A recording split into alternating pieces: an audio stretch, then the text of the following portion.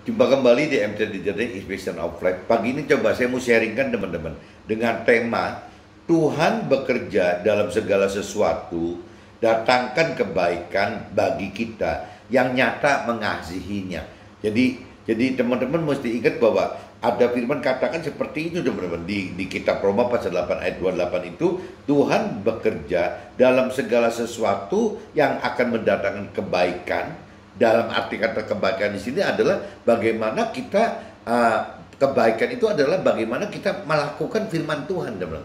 Bagaimana kita melakukan firman Tuhan serupa dengan firman Tuhan itu. Nah, bagi kita yang nyata-nyata dalam arti kata yang memang mengasihi Tuhan itu dengan mentaati, mengikuti, menuruti gitu. Ya, apa yang Tuhan perintahkan. Banyak kata-kata mengasihi di sini yang kadang-kadang jadi sangat sangat bergantung teman-teman. Jadi mengasihi itu bisa juga dalam bentuk hanya dalam pikiran perasaan kehendak kita sendiri dengan menggunakan perasaan kita sendiri, sehingga akhirnya makna mengasihi itu ya cuma di perasaan. Tapi kalau yang nyata-nyata mengasihi itu adalah dalam ketaatan, dalam penurutan gitu akan perintah peraturan firman Tuhannya, teman-teman. Jadi arti mengasihi seperti itu, teman-teman. Nah, ini saya ambil dari kitab 1 Korintus, teman-teman, dengan dasar 1 Korintus pasal 5 ayat 7 sampai 13, dan juga saya cross check, teman-teman, dengan kitab Roma pasal 8 ayat 18 sampai 30. Sebelum ke draft, coba saya bacakan dulu dasar sharing pagi ini dari kitab 1 Korintus, teman-teman. Kitab 1 Korintus pasal 5 ayatnya 7 sampai 13, teman-teman. Jadi saya berusaha untuk setiap sharing itu terkait dengan kehidupan saya pribadi yang memang saya mengalami gitu. Contohnya ya yang pagi ini gitu. Saya alamin dan saya catat di dalam kitab suci saya, dan saya cross check juga dengan firman Tuhan, teman. Jadi waktu saya sharing ini dasarnya ada hidup bersama Tuhan dengan dasar firman Tuhan. Nah, saya harapkan teman-teman atau keluarga saya juga melakukan hal yang sama, teman, karena kita tidak bisa berbuat lain itu, karena kita sebagai pengusaha, sebagai orang karir gitu, tidak mampu, teman-teman, untuk bisa mengajarkan firman Tuhan seperti orang yang punya talenta mentor rohani gitu. Karena kita bukan Tuhan berikan talenta berupa mentor rohani. Ya kita ada di dunia marketplace, di dunia sekuler gitu. Jadi akhirnya kita sebagai pengusaha atau orang karir hanya bisa mengajarkan firman Tuhan itu dengan memberitakan kesaksian hidup kita bersama Tuhan dengan dasar-dasar firman Tuhan, teman. Jadi batasannya tetap harus jelas, teman. Ada firman Tuhannya gitu. Jadi kalau tanpa ada firman Tuhan, takutnya jadi jadi cuma perasaan aja, teman. Nanti akhirnya ngawur. Nanti menjadi saksinya jadi malah nggak benar gitu. Kalau saya pribadi pikir begitu. Jadi pagi ini saya coba sharingkan ini. Nah, ini dasarnya dari salah satunya kitab 1 Korintus pasal 5 ayat 7 sampai 13, teman-teman. Nah, ini saya bacakan. Buanglah ragi yang lama itu, supaya kamu menjadi adonan yang baru. Sebab kamu memang tidak beragi, sebab anak domba Paskah kita juga telah disembelih, yaitu Yesus Kristus itu. Buanglah ragi yang lama itu, nah berarti buanglah ragi yang lama itu, ya berarti bagaimana kita berubah, teman, dari kita manusia lama menjadi manusia baru, teman. Intinya seperti itu, teman. Berubah bagaimana? Ya berubah dengan yang tadinya kita hidup dengan pikiran perasaan kehendak kita sendiri tanpa ada dasar. Nah, sekarang kita belajar berubah untuk hidup dengan dasar ya pikiran perasaan kehendak Tuhan, teman. Nah, pikiran perasaan kehendak Tuhan itu adanya di firman Tuhan. Berarti kalau kita bicara menjadi manusia yang baru adalah manusia yang menggunakan pikiran perasaan dan kehendak Tuhan seperti yang firman Tuhan perintah dan peraturkan. Seperti itu, teman-teman. Manusia baru ini seperti itu. Karena itu, marilah kita berpesta bukan dengan ragi yang lama, bukan pula dengan ragi keburukan dan kejahatan, tetapi dengan roti yang tidak beragi, yaitu kemurnian dan kebenaran. Dalam suratku telah kutuliskan kepadamu, supaya kamu jangan bergaul dengan orang-orang cabul. Yang aku maksudkan bukanlah dengan semua orang cabul pada umumnya dari dunia ini, atau dengan semua orang kikir dan penipu, atau dengan semua penyembah berhala. Karena jika demikian kamu harus meninggalkan dunia ini. Nah, teman-teman, ini di ayat 10 ini Jadi kalau tidak disimak dengan benar, teman, ini bisa jadi membingungkan, teman-teman. Jadi maksudnya firman di sini, kalau cerita di luar saudara kita gitu, apa orang-orang dunia pada umumnya gitu. Ya kalau orang dunia pada umumnya masih ada yang cabul, masih ada yang kikir, masih ada yang penipu gitu, masih ada yang menyembah berhala. Firman Tuhan katakan, ya itu wajar-wajar aja teman-teman. Itu wajar-wajar aja, justru itu adalah tugas kita gitu. Bagaimana memberitakan firman Tuhan gitu, dengan menyaksikan bahwa kita dulu seperti itu, tapi sekarang tidak boleh seperti itu. Nah, firman di ayat 10 itu katakan jadi orang umum. Kalau begitu wajar-wajar aja, justru kita harus memberitakan kepada mereka gitu. Nah, tetapi ini di ayat 11-nya gitu. Tetapi yang kutuliskan kepada kamu ialah supaya kamu jangan bergaul dengan orang yang sekalipun menyebut dirinya saudara adalah orang cabul, orang kikir, penyembah berhala, ya atau apa nih, berhala, pemfitnah, pemabok atau penipu. Dengan orang yang demikian janganlah kamu sekali-kali makan bersama-sama. Nah, kalau kita bicara ayat 11 ya ini kan jelas-jelas bertentangan, teman. Kalau ayat 10 istilahnya harus memaklumi bahwa masyarakat dunia atau orang-orang dunia itu ya seperti itu gitu loh. Ya masih negatif seperti itu gitu. Tapi kalau di ayat 11-nya ini dikatakan, tapi kita kalau untuk yang sudah bicara saudara gitu, orang-orang yang mengaku sudah saudara masih negatif, malah firman Tuhan katakan kita malah mesti menghindar, teman. Nah, ini yang kacau ini kalau kategori saudara ini nih. Jadi apa dari mulai ukurannya keluarga besar kita gitu. Ya, kalau keluarga besar kita masih tidak berpegang tidak hidup dalam Tuhan, dalam firman Tuhan gitu. Berarti bagaimana, apakah kita mesti menghindar? Kalau firman katakan seperti itu gitu. Bagaimana dengan keluarga kecil kita gitu? Ya berarti kakak adik kita, keluarga kakak adik kita. Apa kita juga mesti menghindar? Nah, yang lebih konyol lagi kalau bagaimana dengan keluarga kita sendiri, dengan orang tua kita, mertua kita, anak-anak kita, bahkan dengan pasangan kita sendiri, teman. Jadi bukan mustahil gitu. Yang paling kecil itu kan berarti kan kita dengan pasangan, suami dengan istri atau istri dengan suami, itu yang paling sedikit itu cuma 2 orang itu, teman. Nah, kalau sampai 2 orang ini mengalami hal yang begini gitu, ya yang satunya belum hidup bersama Tuhan dalam firman Tuhan, yang satunya masih hidup dengan cara-cara dunia, hidup seperti tadi dikatakan yang masih nyembah berhala, kikir, penipu segala macam itu. Ini jadi akhirnya ada kecekcokan, teman. Nah, kalau kita bicara pasangan hidup gitu, ini sulit sekali, teman. Kalau kita bicara pasangan hidup ketemu anak kita masih bisa menyingkir kali ya. Kalau kita masih ketemu mertua atau orang tua kita, orang tua atau mertua kita masih bisa menyingkir, teman. Kita ketemu dengan keluarga kecil kita, kakak adik kita gitu, keluarga kakak adik kita juga masih bisa menyingkir. Kita ketemu dengan keluarga besar kita, keluarga ayah dan paman-paman, bibi-bibi kita juga lebih mudah menyingkir. Tapi kalau bicara sudah sampai ke titik pasangan, suami istri, ini bagaimana gitu? Menyingkir itu sudah terkunci oleh pasangan suami istri itu di dalam Tuhan tidak boleh cerai gitu, tidak diizinkan untuk cerai, teman. Nah, ini jadi satu ujian, teman. Nah, saya kalau lihat apa yang saya alami maupun apa yang saya lihat mentor rohani atau teman-teman rohani yang saya lihat alami, itu kendalanya macam-macam, teman. Ada yang suaminya sudah benar-benar bersama Tuhan, hidup bersama Tuhan dan mengenal firman Tuhan, tapi karena istrinya belum bisa seperti itu gitu, ya akhirnya jadi malah yang lakinya jadi ngikutin istrinya gitu kan, jadi suami ikut istri, jadi kan malah nggak bener gitu. Nah, sebaliknya kalau bicara yang istrinya gitu sudah lebih hidup bersama Tuhan, lebih mengenal firman Tuhan lebih dulu gitu, suaminya belum. Kalau istri model begini masih istilahnya mengikutin suami, saya pikir wajar-wajar aja gitu. Karena memang ada firman lain yang mengatakan bahwa yang namanya seorang istri itu harus tunduk kepada suami. Sehingga kalau suaminya masih belum hidup bersama Tuhan di dalam firman Tuhan, ya mau gak mau istri itu harus benar-benar tetap tunduk kepada suaminya itu. Jadi kalau seorang istri mengalami tunduk ke suaminya belum hidup bersama Tuhan dan belum mengenal firman Tuhan, saya pikir ya itu tidak salah gitu.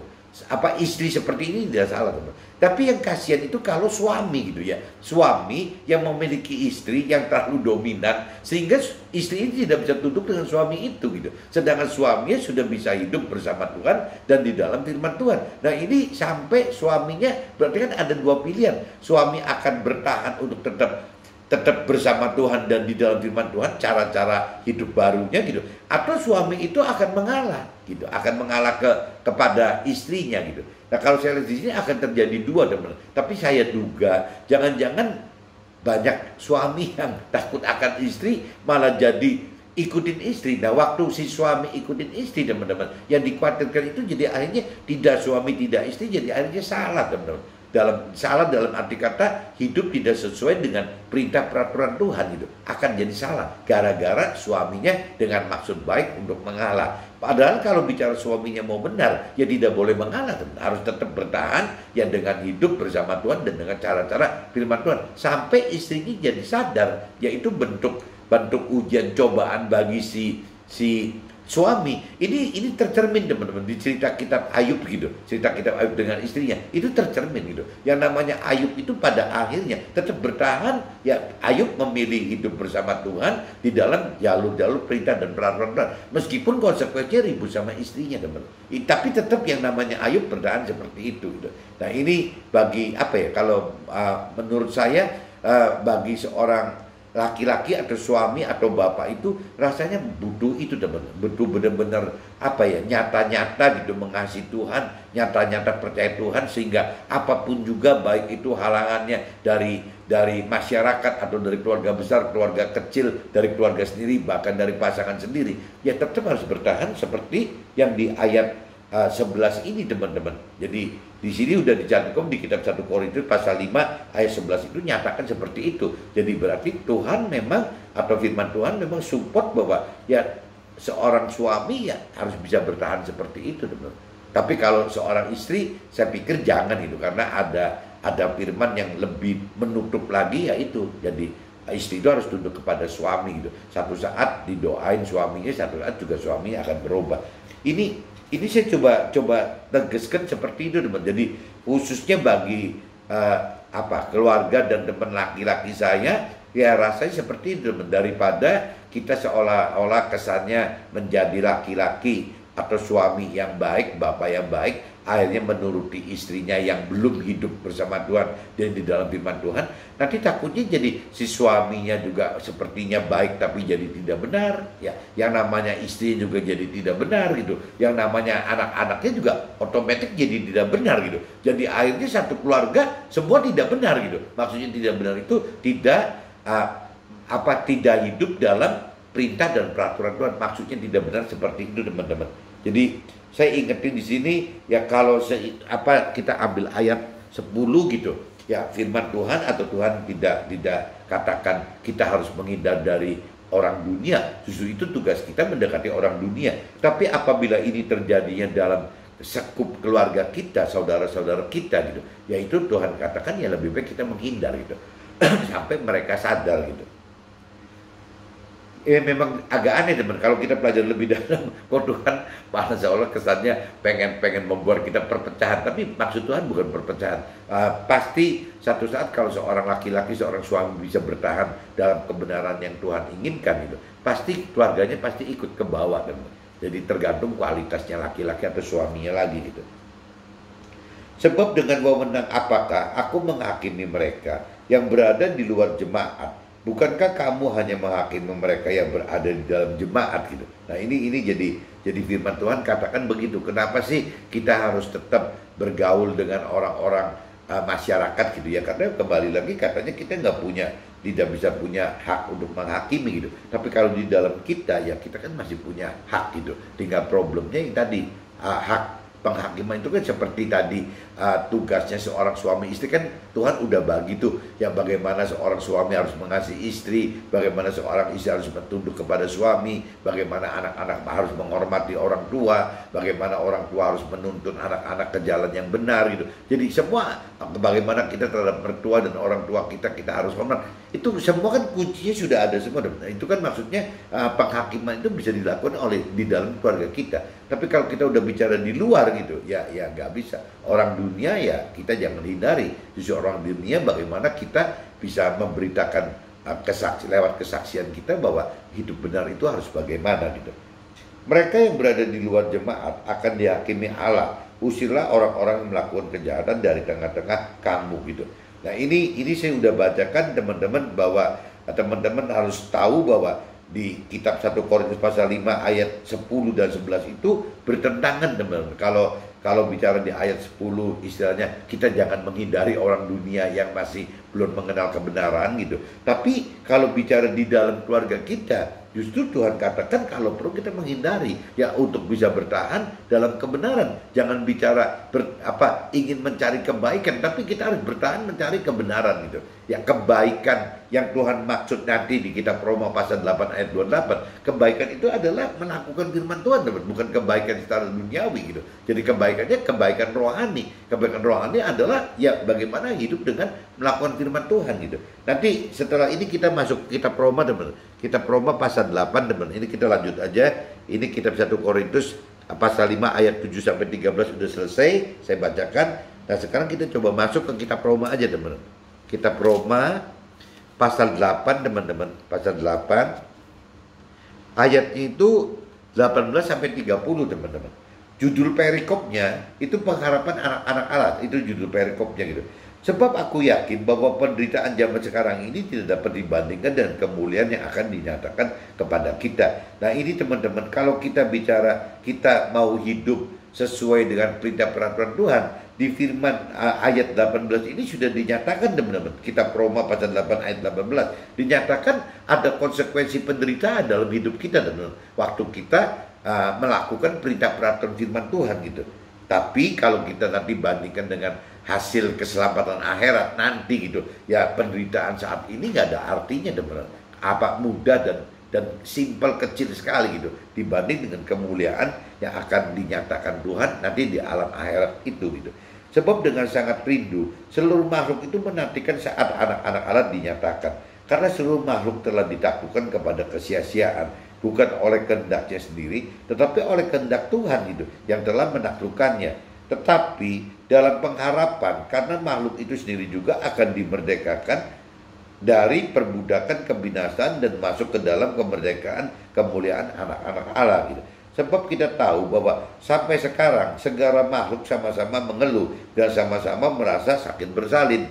Jadi kalau kita merasa kesulitan mengeluh gitu, itu jangan kita berpikir bahwa yang mengalami itu cuman kita gitu. Ya di sini di firman di ayat 22 dinyatakan semua gitu. Semua manusia hidup itu akan mengalami hal-hal seperti itu gitu. Sakit seperti bersalin. Cuman mungkin dalam bentuk yang beda-beda kali ya.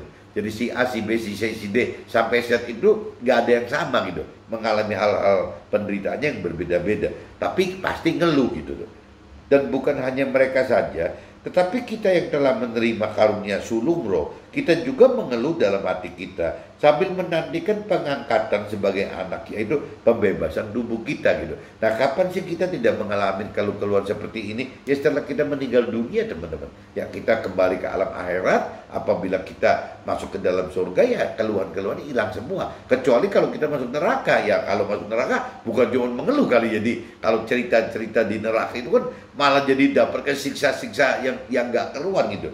Nah ini yang tadi dikatakan, kalau kita menderita di dunia ini untuk tidak masuk neraka itu ya worth it lah, berani gitu. Karena kalau di neraka itu kan kekal, penyiksaannya kekal. Sedangkan kalau kita bisa menderita di dunia ini nanti mendapatkan surga di akhiratnya, nah itu kan istilahnya kita mendapat damai sejahtera dan bahagia yang kekal teman. Sama aja teman, tadi yang disebut kemuliaan yang tidak bisa dibandingkan itu seperti itu teman-teman.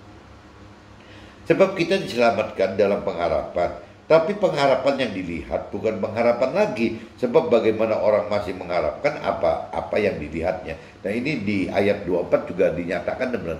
Kalau kita bicara orang dunia pada umumnya atau orang keyakinan, maksudnya keyakinan itu orang sudah beragama tapi tetap dengan pola pikirnya seperti duniawi gitu. Yaitu akan dengan pola pikir bahwa ya ya yang diharapkan itu kesuksesan duniawi, teman. Yang diharapkan itu kesuksesan kebahagiaan duniawi. Nah, maksud firman Tuhan ayat 24 ini, kalau cuma sebatas kesuksesan duniawi atau kebahagiaan duniawi di dunia ini kan masih nyata dan masih bisa dilihat. Tapi kan apakah teman-teman dan keluarga tahu bahwa yang disebut Tuhan di rencana rancang kehendak Tuhan itu adalah bukan hal-hal yang terlihat sekarang, tapi hal-hal yang tidak terlihat nanti di akhirat gitu. Apa sih yang mendapatkan damai sejahtera dan sukacita di dalam akhirat nanti gitu. Nah, itu yang maksudnya Tuhan yang benar, itu pengharapan yang di alam akhirat itu, teman-teman. Tetapi jika kita mengharapkan apa yang tidak kita layak, kita menantikannya dengan tekun gitu. Demikian juga Roh membantu kita dalam kelemahan kita, sebab kita tidak tahu bagaimana sebenarnya harus berdoa. Tetapi Roh sendiri berdoa untuk kita kepada Allah dengan keluh-keluhan yang tidak terucapkan. Dan Allah yang menyelidiki hati nurani mengetahui maksud Roh itu, yaitu bahwa Ia sesuai dengan kehendak Allah berdoa untuk orang-orang kudus. Kita tahu sekarang bahwa Allah bekerja dalam segala sesuatu untuk mendatangkan kebaikan bagi mereka yang mengasihi Dia, yaitu bagi mereka yang terpanggil sesuai dengan rencana Allah. Nah, ini kalau kita lihat lebih detail, teman-teman, di kitab Roma pasal 8 ayat 28, kita tahu sekarang bahwa Allah turut bekerja dalam segala sesuatu untuk mendatangkan kebaikan bagi mereka yang mengasihi Dia. Jadi kuncinya gitu, teman-teman. Apakah kita benar-benar mengasihi Dia gitu? Ya, mengasihi dalam bentuk yang nyata gitu, yang nyata-nyata. Kalau mengasihi dalam bentuk perasaan, nah ini repot, teman-teman. Tapi kalau bicara mengasihi Tuhan dalam bentuk nyata, ya itu kembali lagi, kita apakah sudah melakukan firman gitu. Ya, kalau kita memang mengasihi Tuhan, kita menyayangi Tuhan, ya kita percaya Tuhan, ya kita harus melakukan firman Tuhan, teman. Harus taat melakukan perintah peraturan firman Tuhan gitu. Gak bisa istilahnya mengasihi itu hanya dalam bentuk perasaan saja gitu. Nah, ini yang dibedakan gitu. Nah, jadi pertama, Tuhan itu akan turut bekerja bagi orang yang nyata-nyata mengasihinya, dalam arti kata melakukan perintah peraturan firman Tuhan itu. Dan yang namanya untuk mendatangkan kebaikan di sini, kebaikan apa gitu? Nah, kebaikan di sini adalah yaitu kebaikan secara rohani, bukan kebaikan secara duniawi. Kalau kebaikan secara duniawi, nanti takutnya disamakan dengan hal-hal yang baik bagi dunia gitu. Tapi kalau bicara firman Tuhan itu bukan cuma mengendaki kebaikan duniawi, tapi kebaikan ukurannya rohani gitu. Nah, kebaikan rohani itu tidak lain yang melakukan firman Tuhan, teman-teman. Kalau melakukan firman Tuhan ya berarti kan bagaimana istilahnya kita hidup bukan baik tapi dengan benar gitu, dengan sempurna, targetnya gitu. Apa sih, teman-teman, bedanya hidup baik secara rohani dengan hidup baik secara duniawi gitu? Kalau baik secara duniawi, teman-teman, firman Tuhan katakan bisa saja gitu orang yang baik duniawi itu akan masuk ke dalam surga. Cuman kalau ibarat di istilah rohaninya ya hanya masuk sebagai warga surga. Tapi kalau bicara kebaikan itu kebaikan rohani bukan duniawi. Kebaikan rohani adalah melakukan firman Tuhan. Berarti melakukan kebenaran, teman. Ya, melakukan kebenaran untuk target kesempurnaan. Nah, berarti nanti bedanya apabila kita ada di dalam surga bukan hanya sebagai warga surga, tapi kita bisa masuk ke dalam tim kerajaan surga bersama Tuhan gitu, memimpin bersama Tuhan. Jadi bedanya seperti itu, teman. Jadi kebaikan itu kalau saya artikan simpelnya gitu, kebaikan itu adalah kebaikan duniawi dan bisa juga kebaikan rohani. Kalau kebaikan duniawi ya kebaikan rata-rata orang dunia lakukan itu. Hasilnya bisa masuk surga sebagai warga surga. Tapi kalau bicara kebaikan rohani, standar itu adalah kebenaran firman Tuhan gitu. Nah, kalau kita bicara hidup dengan standar melakukan firman Tuhan, ya ujungnya kan kita berjuang untuk sempurna, masuk menjadi sempurna. Nah, untuk bisa benar dan sempurna ini, yaitu kita akan mendapatkan privilege gitu untuk bisa masuk ke dalam tim kerajaannya Tuhan di dalam surga. Bedanya di situ, teman-teman. Sebab semua orang yang dipilihnya dari semula, mereka juga ditentukannya dari semula untuk menjadi serupa dengan gambaran anaknya, supaya ia, anaknya itu, menjadi yang sulung di antara banyak saudara. Dan mereka yang ditentukannya dari semula, mereka itu juga dipanggilnya. Dan mereka yang dipanggilnya, mereka itu juga dibenarkannya. Dan mereka yang dibenarkannya, mereka itu juga dimuliakannya. Nah, ini, teman-teman, kalau pengalaman saya di ayat 29, teman, banyak sekali yang di sini dikatakan bahwa sebab semua orang yang dipilihnya dari semula. Nah, ini kalau bicara Tuhan itu sebenarnya kan milih teman-teman. Dari semula itu udah milih kita. Nah problemnya kita kadang-kadang ragu sendiri teman-teman. Apakah kita dipilih atau tidak dipilih. Nah parameter dipilih tidak dipilih itu apakah bukan ukurannya kalau hati kita tergerak misalnya bisa mengecam satu firman Tuhan, atau mungkin waktu dengar khotbah, atau misalnya waktu lagi sharing, atau waktu menghadapi masalah gitu. Nah itu sebenarnya kan sudah Tuhan sudah memanggil kita gitu. Cuman masalahnya kita ini sering berkeras hati gitu. Ya akhirnya ini bukan panggilan saya, saya sih bukan dipanggil Tuhan seperti ini. Saya sih jadi biasa-biasa aja. Nah itu yang konyol begitu teman. Padahal di ayat 29, sebab sebuah orang yang dipilihnya dari semula, mereka juga ditentunya dari semula, yaitu dengan tanda-tanda yang sesimpel itu teman-teman. Ya, jadi teman-teman mesti sadar bahwa kalau yang namanya dipanggil Tuhan itu bukan bentuknya harus suara audible, suara Tuhan di kuping kita, atau dengan kejadian peristiwa yang dahsyat sekali. Justru tidak begitu teman-teman. Firman Tuhan katakan apabila Roh Tuhan memanggil kita gitu, Roh Kudus memanggil kita, Roh kebenaran memanggil kita, atau mungkin orang Muslim katakan Nur gitu, yang memanggil kita, itu suaranya itu kan lembut sekali teman-teman. Jadi halus sekali gitu. Jadi kalau kita tidak peka, ya susah teman-teman.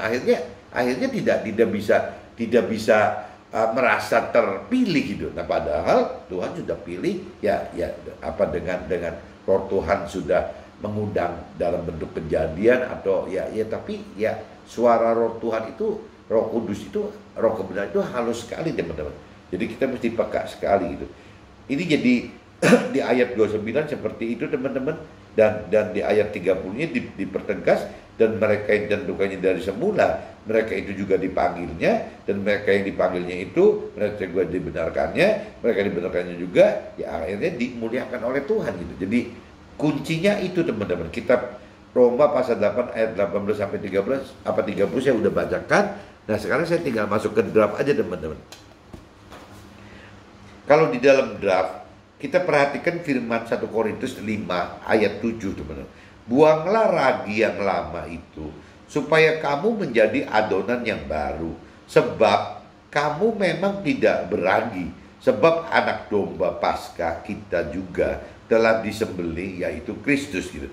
Firman tersebut mengartikan jika kita telah menerima Tuhan sebagai juru selamat kehidupan kita, maka kita harus mengalami perubahan teman. Jadi kembali lagi apabila kita sudah tergerak gitu, memang kembali lagi kita mesti bisa lepaskan manusia lama kita teman.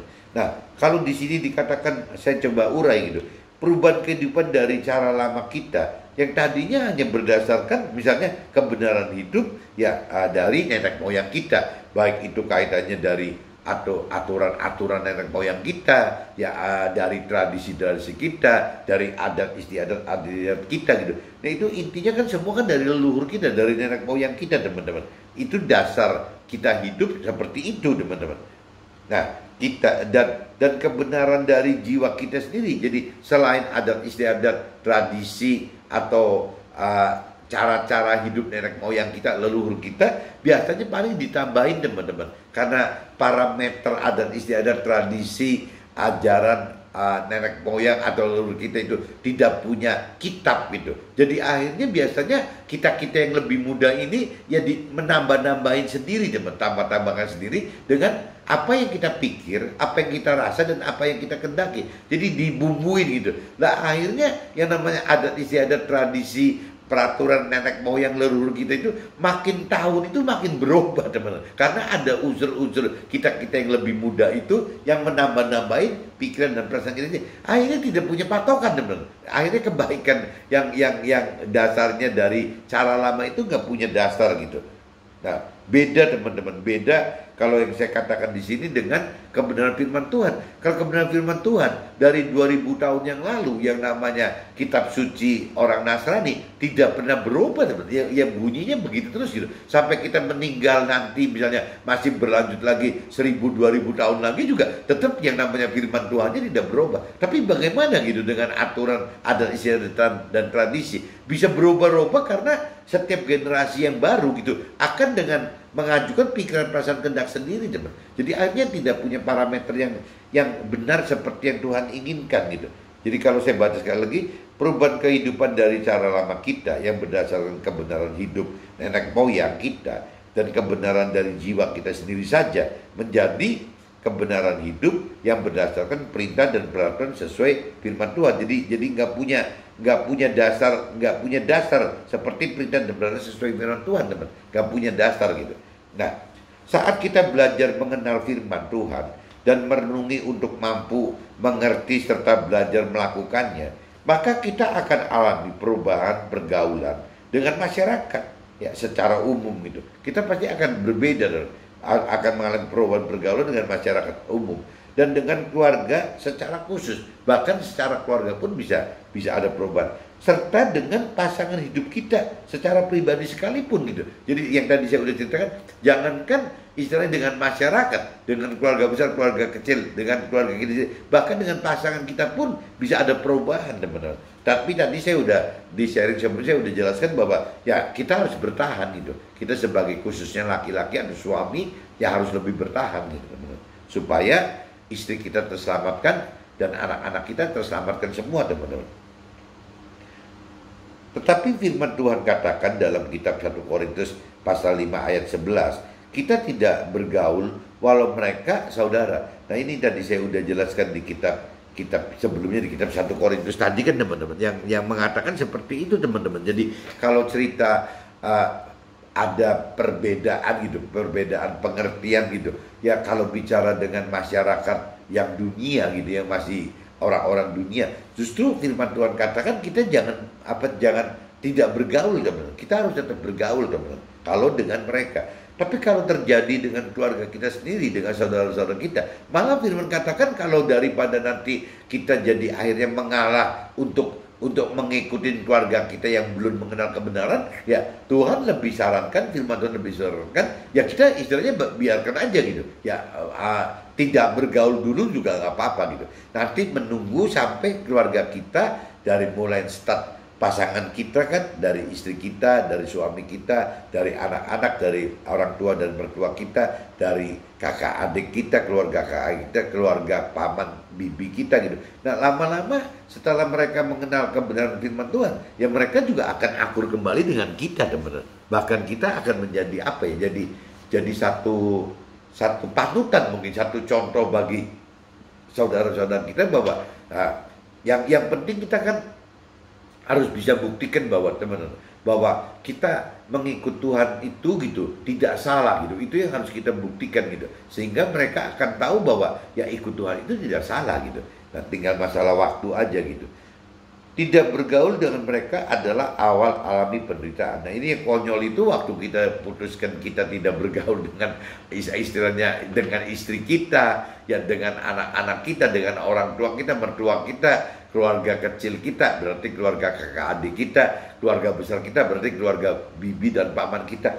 Ini akhirnya kita itu benar-benar mengalami penderitaan, teman-teman. Ini bukan tidak mengalami penderitaan, akan sangat mengalami penderitaan. Terlebih-lebih ya kalau sampai di lapisan yang paling dekat itu dengan pasangan kita, teman-teman. Ini pasti jadi timbulnya apa ya? Kita ditindas, dicemooh segala macam gitu. Dan kita kan bicara hidup mau benar, teman-teman. Kalau hidup mau benar itu dalam arti kata Tuhan tidak mengizinkan kita cerai gitu. Jadi akhirnya ribut kayak apapun juga karena kita pengen benar, ya tidak bisa ngambil solusi cerai gitu. Tapi kalau pasangan kita yang belum mengenal kebenaran, itu kadang-kadang dengan mudahnya bisa mengucapkan cerai gitu. Cerai, selalu ngomong gitu. Nah kalau cerita waktu si pasangan kita mengucap cerai, dia bisa apa ya, tidak sadar gitu bahwa mengucap cerai. Tapi waktu si suami ya atau pasangannya mengucapkan hal-hal yang negatif aja, tuh kan nggak boleh ngomong gini, tuh kan nggak boleh, nanti jadi kenyataan. Padahal si orang yang tidak mengenal kebenaran Tuhan itu kadang-kadang lebih ekstrim lagi mengucapkan kata-kata cerai itu kan lebih apa ya, lebih keras gitu. Satu-satunya yang yang dosa yang paling besar itu, termasuk dosa besar itu kan kalau melakukan perceraian itu, teman-teman, nggak mudah bagi Tuhan, itu nggak mudah itu, karena apa yang sudah diperintahkan Tuhan kan tidak boleh dipisahkan gitu. Tapi kadang-kadang pasangan kita nggak sadar gitu, ya bisa mengkritik kita, jangan asal mengucapkan kata-kata yang tidak, tapi dianya sendiri bisa mengucapkan kata-kata cerai. Nah itu kan lebih konyol lagi.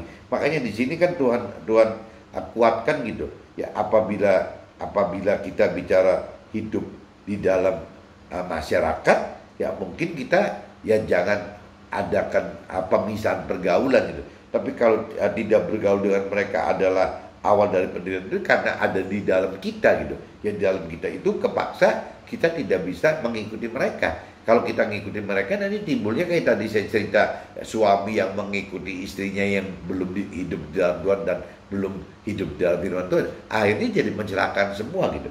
Nah Tuhan pengen kan kita yang sudah suami, khususnya istri suami atau laki-laki yang sudah hidup bersama Tuhan dan di dalam firman Tuhan, ya harus bertahan, teman. Harus bertahan bahwa ya tetap harus hidup seperti ini sampai satu saat ya keluarganya berubah, teman. Keluarganya akan berubah dan pasti akan berubah gitu. Karena firman Tuhan yang katakan seperti itu. Jadi kalau saya ulang lagi, teman, supaya lebih jelas, ini tidak bergaul dengan mereka adalah awal alami penderitaan hidup. Karena pengharapan hidup kita sudah berubah dan berbeda dengan mereka. Kedalaman pengenalan dan pengertian akan firman melahirkan pengharapan janji-janji Tuhan. Jadi kalau kita sudah lebih mengerti akan firman Tuhan, teman, yang diharapkan dalam hidup itu adalah bagaimana kita menuai janji-janji Tuhan, teman, gitu, supaya kita juga bisa masuk ke dalam rancangan dan kehendak Tuhan gitu. Tapi kalau bicara orang-orang yang belum hidup bersama Tuhan dan tidak di dalam firman Tuhan, kan tidak mengenal ini, teman, tidak mengenal dan mengerti akan firman Tuhan. Akhirnya mereka juga tidak mengerti akan janji-janji Tuhan. Nah mereka juga tidak mengerti rancangan kehendak Tuhan itu. Jadi yang mereka pikir benar itu ya versinya pribadi mereka sendiri gitu, dari jiwa mereka sendiri, dari pikiran perasaan dan kehendak sendiri. Nah ini kan yang paling bahaya kan ini, teman-teman. Karena kalau kita bicara kita hanya hidup mengandalkan pikiran perasaan kehendak sendiri kita gitu, kita tidak tahu kok nanti hidup di alam akhirat bagaimana. Yang tahu situasi kondisi alam akhirat kan cuma Tuhan, teman. Ya nggak ada manusia yang tahu itu gitu tuh. Hidup bersama Tuhan dengan roh Tuhan dan firman Tuhan akan membuat Tuhan bekerja dalam segala sesuatu, mendatangkan kebaikan agar hidup serupa gambaran firman Tuhan, agar Nabi Isa atau Yesus jadi contoh kehidupan sebagai yang sulungnya gitu. Jadi kuncinya, teman-teman, di kitab Roma pasal 8 ayat 28 tadi gitu, ya hidup bersama Tuhan dengan roh Tuhan dan firman Tuhan akan membuat Tuhan bekerja dalam segala sesuatu di dalam kita gitu, dan mendatangkan kebaikan. Nah kebaikan apa ya? Kebaikan itu berarti kan bagaimana Tuhan ingin kita, kebaikan rohani tadi gitu, bagaimana Tuhan ingin kita melakukan perintah peraturan firman Tuhan gitu ya, untuk bisa mendapatkan kebaikan rohani itu. Kebaikan rohani itu kan bukan seperti kebaikan duniawi, teman. Kebaikan rohani itu kan dasarnya semua dari firman Tuhan gitu ya, kita melakukan firman Tuhan. Nah kebaikan rohani itu ya pasti akan menuju kesempurnaan ya, karena kebaikan rohani sudah di dalam jalur yang benar, teman. Jadi kebaikan rohani ya kebenaran. Kalau menurut saya loh, di pengertian saya, kebenaran rohani adalah kebenaran hidup gitu, dan akan menuju kesempurnaan yang Tuhan inginkan bagi kita. Jadi kurang lebih begitu, teman-teman. Jadi Tuhan bisa bekerja dalam segala sesuatu apabila kita memang mengasihi Tuhan, dalam arti kata kita taat melakukan apa yang Tuhan perintahkan dalam firman-Nya gitu. Mendatangkan kebaikan yang tadi berarti yang sesuai dengan firman Tuhan, ya, agar yaitu jadi firman Tuhan itu sebagai garden kita gitu, untuk bisa hidup dalam kebenaran. Hidup dengan melakukan firman, jika kita benar-benar mengasihi Tuhan, oleh karena kita sudah ditentukan dari semula dan dipanggil serta dibenarkan agar dapatkan kemuliaan dari Tuhan. Kita harus peka terhadap ajakan Tuhan dalam hati untuk berubah gitu.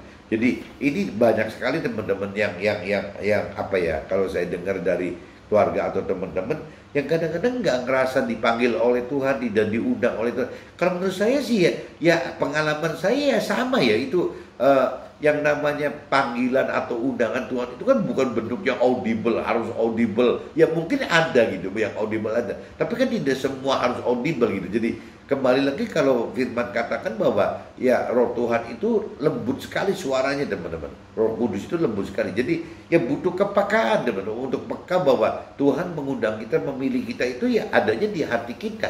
Harus bisa dicermati dengan peka gitu. Hidup dengan melakukan firman jika kita benar-benar mengasihi Tuhan, oleh karena kita sudah ditentukan dari semula. Nah ini yang disebut ditentukan dari semula itu kadang-kadang timbul banyak argumentasi gitu loh. Ya apakah memang yang dipanggil itu mesti benar-benar disorakin sama Tuhan gitu, atau mesti dilempar sesuatu sehingga nengok gitu. Ya rasanya kan nggak gitu ya. Tuhan bekerja dalam segala sesuatu, dalam arti katakan ya waktu Tuhan mengundang kita, memilih kita itu kan bentuknya banyak teman-teman. Ya bisa mungkin pas hati kita tergerak waktu kita dengar khotbah, hati kita tergerak waktu melihat sesuatu kejadian atau peristiwa, hati kita tergerak waktu mendapatkan nubuatan, hati kita tergerak. Banyak sekali teman bentuk-bentuk itu. Nah bentuk-bentuk itu kan ya bentuk-bentuk undangan atau pilihan Tuhan bagi kita. Nah kita yang mesti peka teman. Jadi jangan terlalu anggap bahwa oh itu bukan Tuhan, oh itu bukan Tuhan. Nggak bisa gitu. Jadi hati kita kan yang tahu. Begitu hati kita tergetar gitu, ya itu berarti ya panggilan, ya pilihan Tuhan tadi teman. Nah ini harus direspon dengan kepekaan gitu teman. Harus direspon dengan peka. Jangan sampai istilahnya kita jadi bebal, seolah-olah tidak mau ngerti-ngerti. Nah mestinya kalau setelah kita tergerak gitu ya, hati kita tergerak berupa itu, kalau pengalaman saya itu bisa berupa undangan atau pilihan Tuhan. Harusnya minimal gitu kalau memang kita mengasihi Tuhan gitu. Ya minimal itu kita buru-buru teman, buru-buru mau mengenal Tuhan lebih dalam gitu. Nah untuk mau mengenal Tuhan lebih dalam teman, nggak ada cara lain teman-teman. Satu-satunya jalannya cuma bagaimana kita membaca firman Tuhan teman. Kalau kita lebih rajin ya kita juga bisa juga mendengarkan khotbah-khotbah kan, karena kita mau gitu. Nah problemnya kan bukan masalah mampu nggak mampunya. Dari awal kan ada hak independen gitu yang Tuhan beri bagi manusia, itu hak pilih bebas gitu. Ya untuk bicara mau dulu teman-teman. Ya mau misalnya mengasihi Tuhan, mau mengenal Tuhan. Nah kalau mau mengenal Tuhan ya startnya begitu. Ya bagaimana sekarang mengenal Tuhan itu melalui firman-firman Tuhan dalam kitab suci itu kan sudah tersedia teman.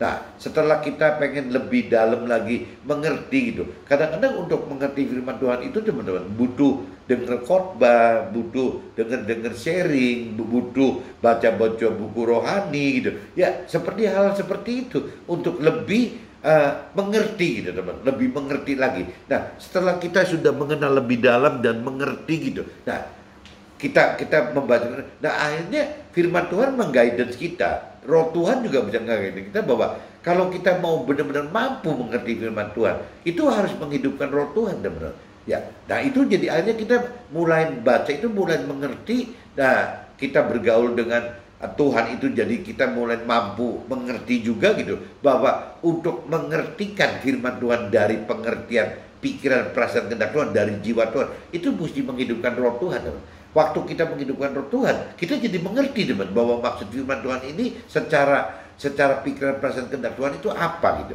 Beda teman-teman. Yang namanya firmannya sama, dimengerti oleh pikiran, perasaan, kehendak kita, dengan firmannya yang sama dimengerti dengan pikiran, perasaan, kehendak Tuhan, itu berbeda sekali teman-teman. Dan yang namanya kalau kita bicara menghidupkan roh Tuhan, akhirnya firman itu hidup sekali teman, bisa hidup sekali gitu. Saya pernah sharingkan kan, kalau kebenaran isi firmannya yang satu ke kanan satu ke kiri, ya waktu kita menghidupkan roh Tuhan itu bisa yang atur kita ke kanan atau ke kirinya gitu. Tapi kalau kita tidak menghidupkan roh Tuhan teman, kadang-kadang nggak bisa gitu. Ya untuk memilih kanan kiri itu bisa salah gitu. Itu satu. Bisa juga ada firman yang mengatakan tidak boleh, tapi yang namanya kalau roh Tuhan yang perintahkan itu di atas perintahnya firman Tuhan yang berbentuk tulis. Yang saya pernah sharingkan juga bedanya firman Tuhan ada yang berupa logos gitu, yang tertulis, dengan firman Tuhan yang berupa rema gitu. Nah yang lebih berharga itu kan, yang lebih menentukan itu kan firman Tuhan yang berupa rema. Nah, firman Tuhan yang berupa rema itu satu-satunya bisa terjadi apabila roh Tuhan hidup di dalam kita, teman-teman. Kalau roh Tuhan tidak bisa hidup, ya kita tidak bisa akan mendapatkan rema itu gitu. Tidak akan bisa kuat mendapatkan rema. Saya pernah sharingkan kan waktu cerita Nabi Isa gitu ya, waktu nyembuhkan orang sakit gitu ya. Waktu itu hari Sabat, di mana kalau bicara secara logos bahwa hari Sabat itu tidak boleh bekerja, termasuk menyembuhkan itu gitu. Tapi waktu saat hari Sabat itu justru Nabi Isa itu menyembuhkan orang sakit gitu. Nah itu kan berarti kan Nabi Isa katakan kepada si ahli Taurat dan kaum Farisi itu ya, bahwa yang namanya firman Tuhan yang berbentuk hidup, yang berbentuk rema, itu ya kuasanya jauh lebih besar daripada firman Tuhan yang berbentuk logos. Nah ini dapat dimengerti teman-teman oleh teman-teman dan keluarga saya apabila memang ada pengertian firman Tuhan itu bisa logos, firman itu bisa rema, teman. Tapi kalau pengertian belum nyampe ke titik ini, malah dianggapnya aneh, teman. Apa yang memang ada gitu ya, yang namanya firman itu berbentuk hukum gitu, tulisan, dan satu berbentuk dorongan dari roh Tuhan gitu. Dan memang ada, teman. Nah ini kembali lagi dibutuhkan dibutuhkan kemampuan untuk mengerti, teman-teman. Ini jadi ya ini balik lagi ya, kita harus menghidupkan roh Tuhan. Bahkan kalau untuk melakukan firman Tuhan juga sama, teman-teman. Banyak firman Tuhan yang tidak kita mampu lakukan gitu karena memang irasional sekali gitu. Tapi ya kembali lagi harus dengan menghidupkan roh Tuhan itu nanti kita akan mampu melakukan firman Tuhan, teman-teman. Jadi kita hidup bersama Tuhan itu tidak cuma cukup secara teori-teori rohani saja. Ya memang hidup bersama Tuhan itu karena Tuhan kita itu hidup ya memang jadi roh Tuhan harus dihidupkan, firman Tuhan juga harus dihidupkan, teman-teman. Baru akan hidup gitu. Berarti kita benar-benar akan hidup bersama Tuhan. Nah ini kalau kita udah nyampe ke titik ini, teman-teman, ya berarti Tuhan seperti di kitab Roma pasal 8 ayat 28 tadi, ya Tuhan akan bekerja dalam segala sesuatu bersama kita gitu. Apabila memang kita sudah bisa seperti itu ya, hidup bersama Tuhan dalam bentuk roh Tuhan gitu, dan juga hidup bersama firman Tuhan yang hidup, teman-teman. Firman Tuhan yang hidup itu ya yang tadi ya, firman yang bisa berbentuk logos dan juga bisa firman yang berbentuk rema gitu. Nah kalau kita sudah bisa hidup seperti ini semua, ya kita sudah hidup bersama Tuhan, teman-teman. Dan rasanya kalau kita bertahan dengan hidup bersama Tuhan, rasanya keluarga kita ya semua juga akan pada akhirnya gitu ya akan masuk ke dalam rancangan dan kehendak Tuhan ya, karena memang akhir yang Tuhan janjikan dalam firman-Nya begitu. Apabila dalam satu keluarga satu orang diselamatkan, maka seluruh isi keluarga juga akan diselamatkan semua gitu.